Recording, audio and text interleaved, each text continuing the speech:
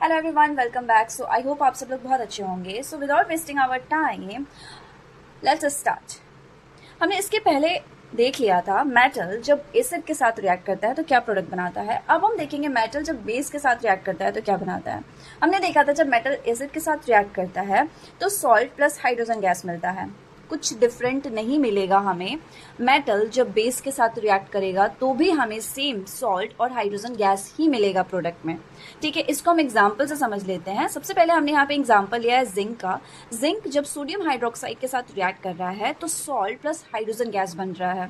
यहाँ पे सॉल्ट के फॉर्म में क्या है, सोडियम जिंकेट, और यहाँ पे H2 गैस मिल रहा है। अब यहाँ पे नोट करने वाली बात ये है कि सारे मेटल बेस के साथ रिएक्ट नहीं करते हैं। मैं फिर से रिपीट कर रही हूँ, सारे मेटल बेस के साथ रिएक्ट नहीं करते हैं। सिर्फ कुछ ही मेटल हैं जैसे कि जिंक, एल्यूमिनियम, ये कुछ ही मेटल हैं जो कि बेस के साथ रिएक्ट करते हैं। ठीक है, जैसे यहाँ पे एग्जांपल है जिंक। जब सोडियम हाइड्रोक्साइड जो कि एक बेस है और जिंक क्या है, मेटल है, जब ये दोनों आपस में रिएक्ट करता है तो हमें सॉल्ट और H2 गैस, सॉल्ट में यहाँ पे क्या मिला है, हमें सोडियम जिंकेट मिला है और H2 गैस मिल जाता है प्रोडक्ट में। ठीक है, यहाँ पे सेम वही चीज लिखा है, not all metals react with bases, only certain metals particularly those that are amphoteric like zinc and aluminium react with strong base like sodium hydroxide to produce hydrogen gas and a salt. मतलब कि सारे metal base के साथ react नहीं करते हैं, सिर्फ कुछ मेटल एम्फोटेरिक जैसे जिंक और एल्यूमिनियम ही स्ट्रॉन्ग बेस के साथ रिएक्ट करते हैं और हमें प्रोडक्ट में सॉल्ट और हाइड्रोजन गैस मिलता है। ठीक है, अब ऐसा क्यों होता है?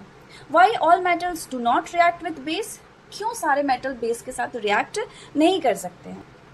तो ऐसा इसलिए होता है कि मेटल और बेस दोनों की प्रॉपर्टी जो होती है वो इलेक्ट्रॉन देने की होती है।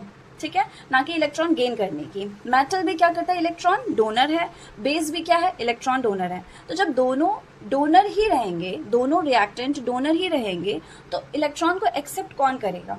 और जब कोई इलेक्ट्रॉन को एक्सेप्ट ही नहीं करेगा तो वो रिएक्शन पॉसिबल ही नहीं है। वो रिएक्शन होगा कैसे? हमेशा हमें रिएक्टेंट में एक इलेक्ट्रॉन डोनर चाहिए, एक इलेक्ट्रॉन एक्सेप्टर चाहिए। बट मेटल और बेस दोनों की प्रॉपर्टी है इलेक्ट्रॉन देने की, इसीलिए सारे मेटल्स जो हैं वो बेस के साथ रिएक्ट नहीं कर पाते हैं। इसी का आंसर यहाँ पे दिया हुआ है, not all metals react with bases because metals and bases both tend to donate electrons. मतलब कि दोनों क्या करते हैं, इलेक्ट्रॉन डोनेट करते हैं। And a reaction requires a transfer of electron from one reactant to another. और रिएक्शन होने के लिए आपका इलेक्ट्रॉन का एक रिएक्टेंट से दूसरे रिएक्टेंट में ट्रांसफर होना इम्पॉर्टेंट है। When both reactants have a tendency to donate, there's no clear electron acceptor and the reaction does not proceed. जब दोनों रिएक्टेंट की टेंडेंसी इलेक्ट्रॉन देने की है और कोई इलेक्ट्रॉन एक्सेप्ट ही नहीं कर रहा है तो वहां पे रिएक्शन पॉसिबल नहीं है।